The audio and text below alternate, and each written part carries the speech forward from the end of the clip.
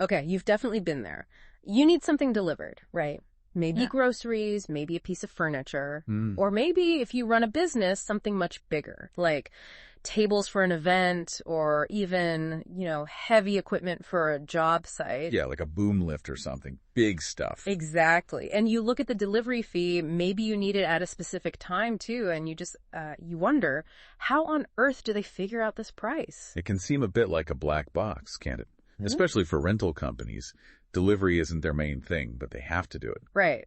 Getting chairs across town is one challenge, but a massive scissor lift. That's a whole different ballgame logistically. Totally different balls. So today, that's the puzzle we're diving into, the, surprisingly strategic world of delivery pricing, specifically in the rental industry. Yeah, how businesses figure out how to charge for getting those tables, chairs, or even those big lifts from their warehouse to your location. We're looking at how one company's approach grew over time based on a guide they put together called Rental Delivery Pricing Strategies. It's a really interesting look at their evolution, step by step. So our mission today is to unpack that evolution. Let's figure out how they went from, simple beginnings to some pretty complex strategies. And pull out the key lessons, right? Yeah. Balancing what the customer wants with what it actually costs to operate. Let's get into it. Where does a journey like this usually start? Well, like a lot of businesses, it starts pretty simple. When you're small, your main goal is just building those customer relationships. Getting people in the door. Does that sometimes mean like free delivery or super cheap? Often, yeah. Or at least highly personalized service. Yeah. If you do charge, you keep it incredibly simple. Easy for everyone to grasp immediately. Like a basic flat fee. Exactly. A really common starting point mentioned is just a flat fee based on the type of item. Okay. So maybe say $50 for the smaller stuff, tables, chairs, that kind of thing. And what about the heavy equipment? The boom lifts, scissor lifts? That'd be a higher flat fee naturally, maybe $200, $300, something like that. Very straightforward. Makes total sense when you're starting out. Easy to explain, easy to manage. So why change? What breaks down? Growth, basically. As you get bigger, two things become real headaches.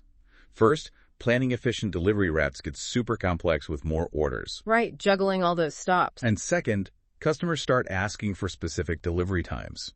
Can you promise it'll be here between 9 and 10 a.m.? Ah, the specific window requests. Yeah, and trying to accommodate those very precise times while only charging a simple flat fee for everyone, it starts to kill your route efficiency and, frankly, your profitability. Okay, I see. So the simple structure starts working against you as you scale.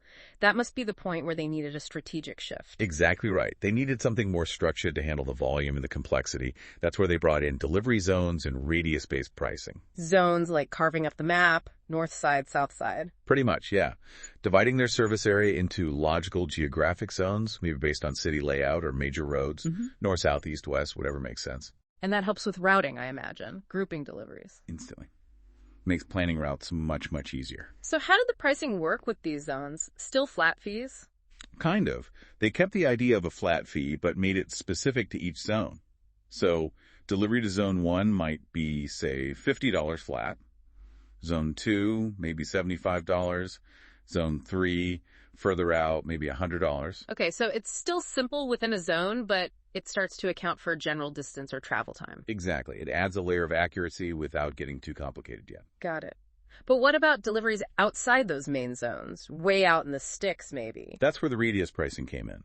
For anything beyond their standard defined zones, they needed a way to charge based on the actual distance traveled. Okay, how do they structure that? Well, they set a baseline. For example, a standard fee might cover delivery within a certain radius, let's say 20 kilometers, which is about 12 miles, from their shop. So that 20 kilometers is like their core local area. Right. You pay the relevant zone fee or maybe a slightly higher base fee if you're just outside a zone but still within that radius. And then if you're further away than 20 kilometers... then an additional charge kicks in. For every kilometer, you are beyond that initial 20-kilometer radius. Okay. In their example, it was an extra $2 per kilometer for that distance past the 20-kilometer mark. $2 a kilometer. Wow. Okay, that could add up if you're far out. It does, but it directly covers the extra fuel, the driver's time, the wear and tear on the vehicle. It makes those longer deliveries financially viable. Makes sense. So what were the big wins with this zone and radius system? Better route planning, definitely. More accurate cost recovery, especially on those further deliveries. And importantly, it was still pretty transparent for customers. How so? Well, you could clearly explain you're in zone 3, so the fee is X, or you're 35 kilometers away, so it's the base fee plus 15 kilometers times $2. The logic was clear, which helps reduce disputes. Right. The rules are the rules. Okay, so they've tackled distance. But what about that other problem, the specific time requests, the I need it at 10 a.m. sharp kind of thing? How did they handle that without messing up their nice zoned routes? Yes. That led to the next big evolution, charging differently for delivery windows. Tiered pricing for time, essentially. Exactly. It's a smart way to do two things. Generate extra revenue from customers who really need that precision, and gently encourage other customers to be more flexible. Nudging them towards options that are easier for the delivery team to manage. Precisely. So they set up different tiers. Okay, let's hear them. What was the basic option? The standard delivery window. This was the default lowest cost option. It came with a wide window, maybe 8 hours, like a 9 a.m. to 5 p.m. sometime that day. Because that gives the company the most flexibility to plan their route efficiently. Exactly. You get the base delivery fee for that zone or radius calculation we just talked about. Yeah. Maximum flexibility for them, lowest cost for you. Okay, standard. What if I need it narrowed down a bit, like morning or afternoon? Then you could pay for a premium 4-hour window, maybe 9 a.m. to 1 p.m. or 1 p.m. to 5 p.m. For that, they charged a premium. How much extra? Typically a 50% premium on top of the standard delivery fee. You're paying for them having less wiggle room in their schedule. 50%, okay. And tighter still. A 2-hour window. Now you're really restricting their options. That often came with double the standard fee, 100% premium. Double the price just for a 2-hour slot. Wow. Yeah, it reflects the significant impact that has on their ability to optimize the rest of their deliveries for the day. And the ultimate precision, the just-in-time delivery, like needing equipment exactly when a crew arrives on site. That was the top tier, and priced accordingly. A 1-hour window, or true just-in-time, could carry a premium of 200% to 300%, sometimes even 3 times the standard rate. 3 times the price. Okay, that definitely makes you stop and think, do I really need it at exactly 10.15, or is sometime between 9 and 1 okay? That was precisely the point. Beyond just the revenue, the high cost for very tight windows acted as a strong incentive for customers to reassess. Right. Many would look at that 3x price and say, you know what, the 4-hour window is perfectly fine, or even the standard 8-hour window works. It effectively shifted demand towards the more operationally efficient options. That's clever. Using price not just to cover cost, but to shape demand in a way that helps the whole operation run smoother. It's a really key strategic lever. Okay, so that covers specific timing within the normal workday. What about requests outside normal hours? Weekend deliveries, late night pickups, those must throw a wrench in the works too. Oh, absolutely. That's a whole different set of challenges. You're talking staffing outside regular hours, potential overtime pay, maybe fewer people available. So yes, they needed a separate premium structure for those situations. Makes sense. How did they break that down? For standard weekend deliveries, maybe Saturday during the day, it was often similar to the 4-hour window premium, maybe a 50% surcharge over the normal weekday rate. Okay, reflecting that extra cost or inconvenience of weekend work. Right. But for the really awkward times, late night or early morning deliveries, like say a 2 a.m. pickup after an event, the premium shot way up. How high? Often up to 300% of the standard rate, similar to that just-in-time premium. 300% again, that sounds almost prohibitive. Well, it's designed to be. It ensures the company covers the very real extra costs, having staff on call, disruption to schedules, and it strongly discourages anyone from requesting those times unless it's absolutely critical. So it reserves those slots for genuine needs, not just casual convenience. What about holidays? Holiday deliveries. Even higher premiums, often set deliberately high, to basically say, we can do this if it's an emergency, but please don't ask unless you absolutely have to. Okay, so they've layered on zones, radius pricing, time window premiums, and after-hours premiums.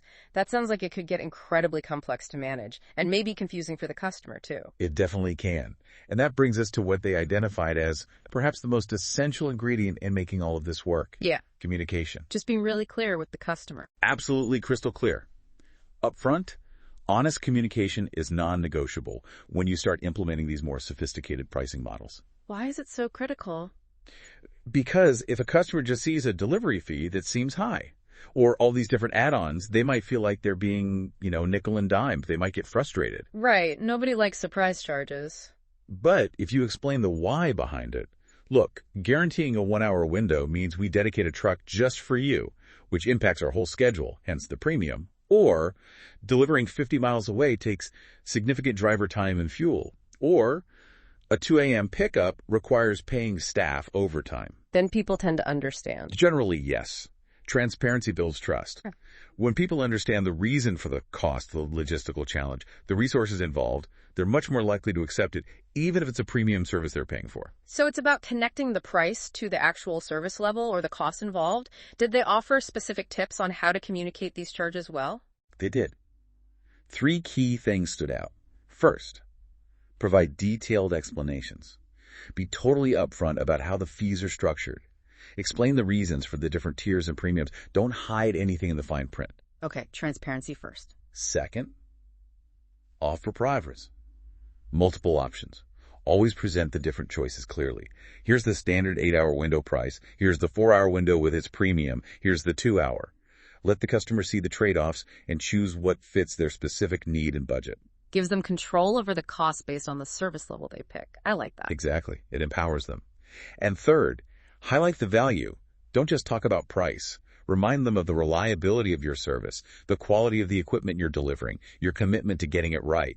Frame the price within the context of the overall service quality. Right. Focus on what they're getting for their money. Looking back at this whole process, it really feels like a clear, phased evolution, doesn't it? Absolutely. You can really map it out. Phase 1, startup.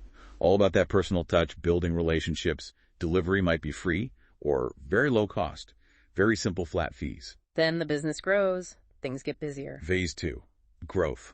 Complexity starts to bite. So you bring in standard flat fees, maybe differentiate it a bit, and crucially, you define those delivery zones. That brings some order and efficiency. And then to really handle scale and all those specific customer demands. Phase 3, advanced operations. That's when you roll out the tiered delivery windows, the after-hours premiums, maybe even radius pricing gets more refined. This is about really fine-tuning efficiency, accurately covering costs, and using pricing strategically to manage demand. The core message from this company's experience seems clear. Your delivery pricing can't just be set once and forgotten. It has to grow and adapt with the business. That's the heart of it. Successfully managing delivery as you scale is this constant balancing act. Customer needs versus operational reality.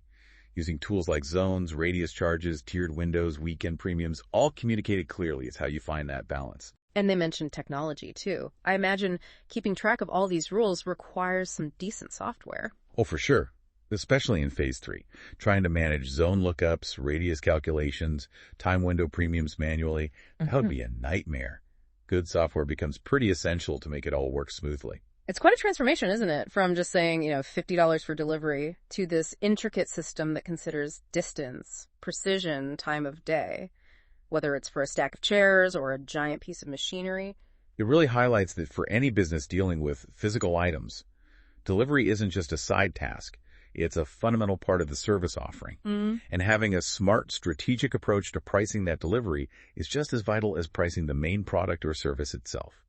Getting it right protects your profitability and lets you keep serving customers well as you grow. So, thinking about this whole evolution, maybe consider the services you use. Anything involving delivery or even timed appointments. Think about your food delivery apps or when you schedule a technician to visit. Could they be using similar strategies?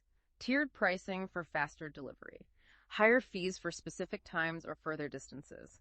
How does understanding the business logic behind it maybe change how you feel about those convenience fees or delivery charges next time you see them?